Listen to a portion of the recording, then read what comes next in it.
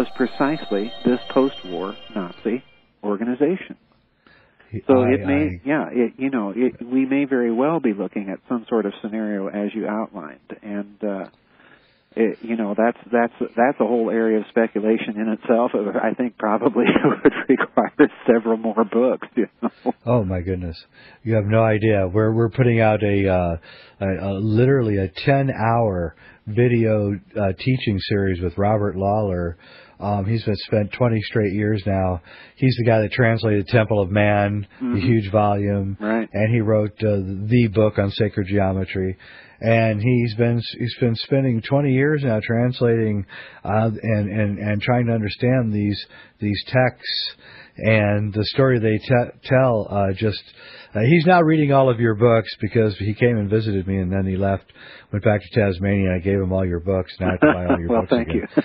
Yeah, but he, and he's put together, these series of harmonics that keep reappearing. Yes. In architecture. Yes. Interestingly enough, the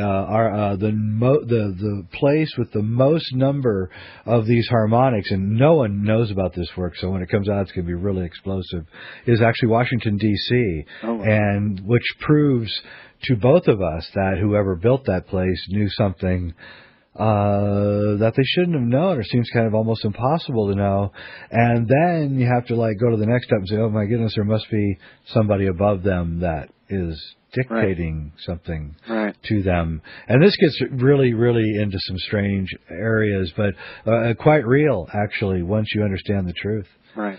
Anyway, I'd like to have you back, Sure. because you've really got the number on this. I don't think anybody has, and you've got the street cred, which a lot of people in this biz don't have, and I think that gives you the right kind of voice for this kind of material, which seems kind of strange to people, but it once you understand this torsion physics, it just all begins to really fall into place. Yeah, it sure does. It sure does. It's just breathtaking.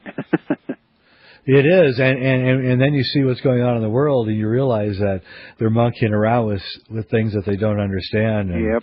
And it's going to get really bad if the Large something doesn't Hadron happen. Collider comes to mind.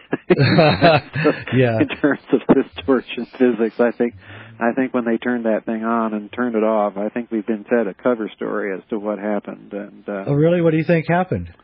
Well, again, if you look at that collider, you're dealing with two extremely large counter-rotating magnetic fields that are used to accelerate these particles.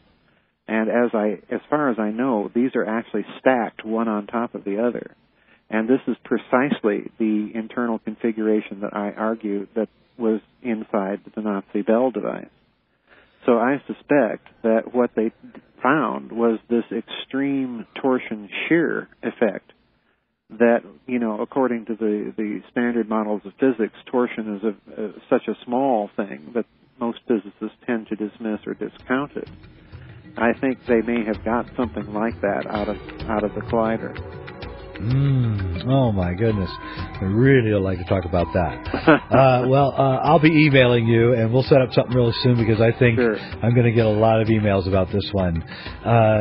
If you want to tell them where to go to your site quickly here so that they can get your books and things. Well, the best place to get the books, of course, would be Amazon.com. My website's www.gizadestar.com. That's it. I'm Jay Weidner. Another week, smoke and mirrors under the belt. Thank you so much, Joseph. Thank you. You are incredible, a great researcher. We'll be back on Monday. Thanks for listening. Radio for the Intelligent. One more time.